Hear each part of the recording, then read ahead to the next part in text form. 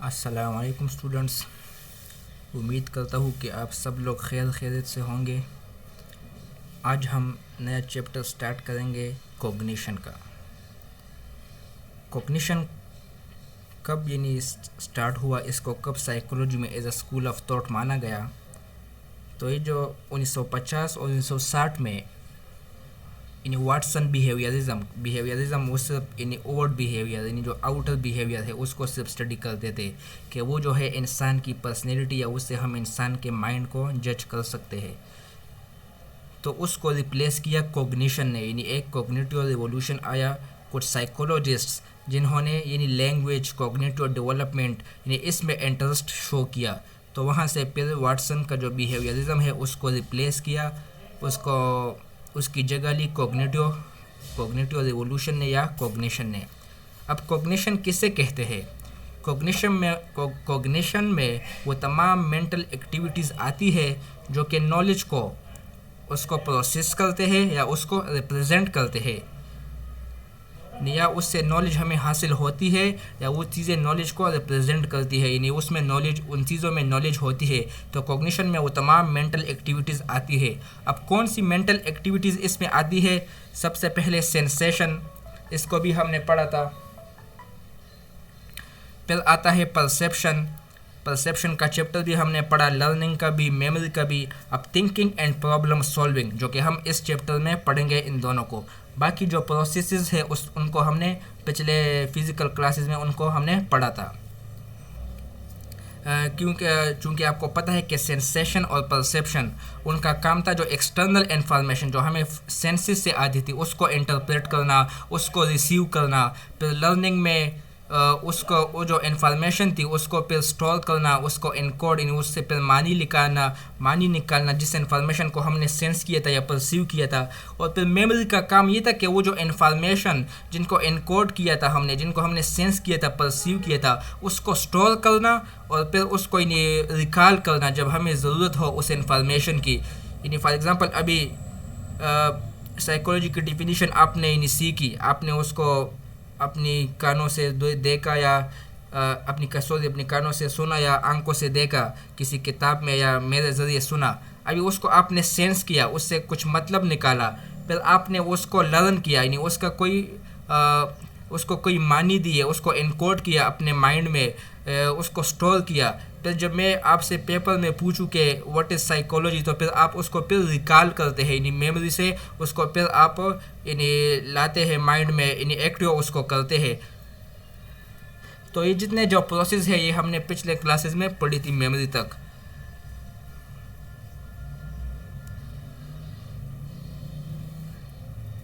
अच्छा, कॉग्निशन का जो मेन फ़ायदा ये हुआ कि इससे जो लिंग्विस्टिक्स जो लैंग्वेज है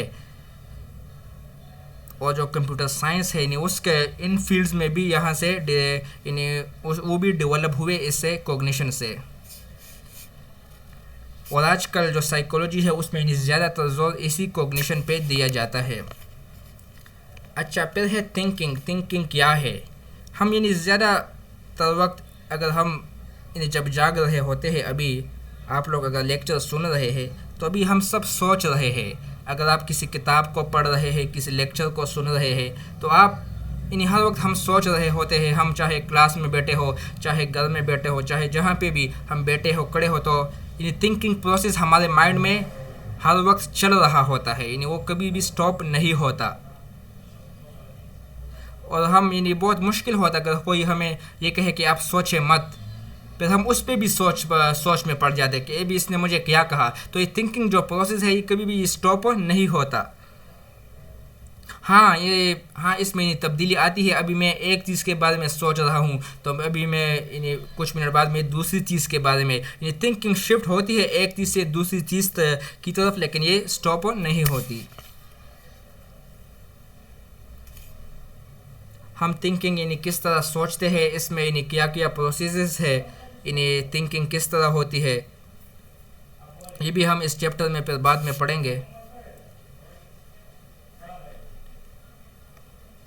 और यहाँ पे कहते हैं कि जो थिंकिंग में या थॉट में जो मेन प्रोसेस है वो मेंटल रिप्रेजेंटेशन, यानी किसी चीज़ की आपके जहन में उसको उसका खाका लाना, उसका नक्शा अपने जहन में लाना, यानी वो थिंकिंग का यानी एक मेन प्रोसेस है। यानी अगर मैं किसी चीज़ के बारे में अभी मैं मिसाल के तौर पे अभी सोच रहा हूँ, अभी मैं जंगल में नहीं हूँ लेकिन मैं अभी जंगल के बारे में सोच रहा हूँ कि मैं अभी जंगल में हूँ, मैं वहाँ पे चढ़ रहा हूँ, वहाँ पे बहुत सारे जानवर है, अब मुझे वहाँ पे शायद कोई ख़तरा भी लाहक हो जाए। अभी वो जंगल ना मैंने कभी देखा है, लेकिन अभी मैंने वो मेंटल रिप्रेजेंटेशन यानी उसका कोई नक्शा अपने जहन में लाया और फिर मैंने उस पर सोचना शुरू किया। तो कह रहे कि थिंकिंग के लिए भी यानी इस किस्म की जो मेंटल रिप्रेजेंटेशन है वो ज़रूरी होती है।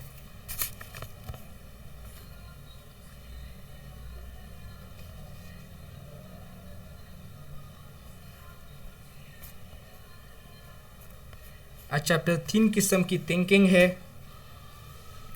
एक को कहते हैं आर्टिस्टिक थिंकिंग।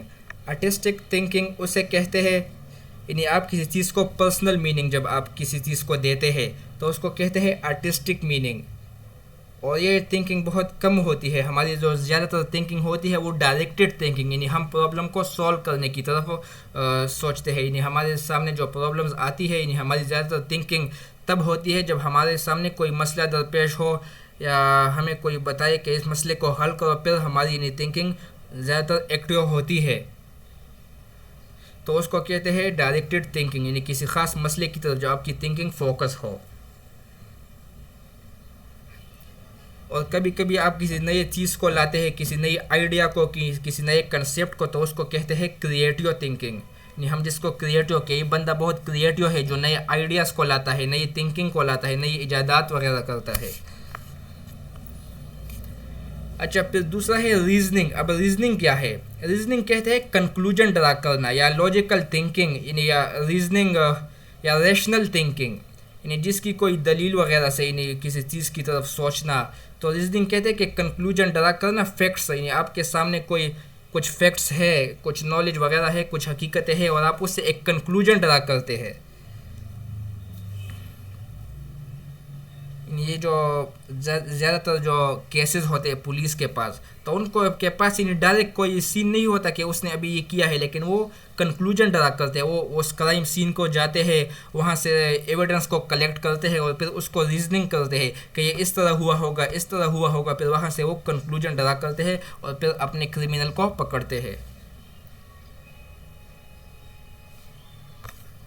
फिर रीजनिंग की भी 2 टाइप्स है जिसको कहते हैं, एक को कहते हैं डिडक्टिव रीजनिंग। डिडक्शन असल में कहते हैं कम करना किसी चीज़ को।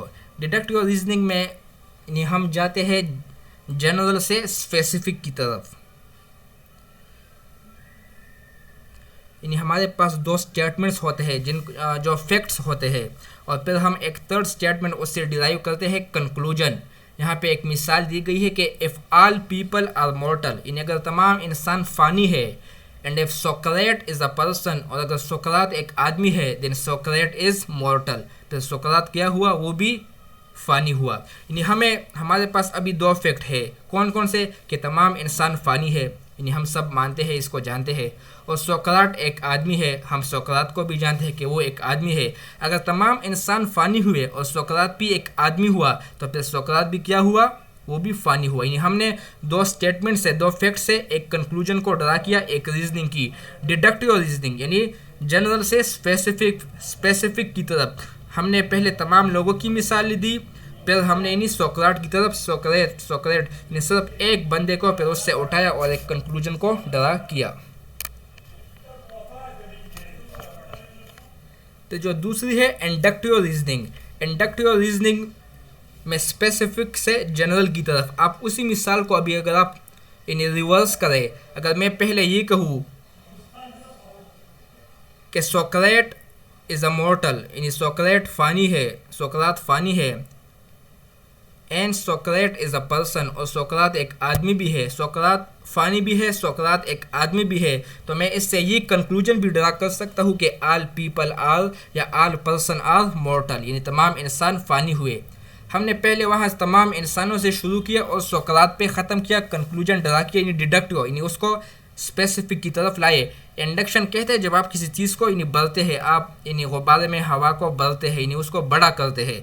तो इंडक्टिव रीजनिंग में आप भी यानी हमने स्पेसिफिक से सोक्रात से लेके उस चीज़ को बड़ा किया, कहाँ पे लेके गए, यानी तमाम इंसानों की तरफ, उसको जनरलाइज किया। तो इसी को कहते हैं इंडक्टिव रीजनिंग। यानी हम इस तरह से भी थिंकिंग करते हैं, इस तरह से भी रीजनिंग करते हैं और कॉग्निशन।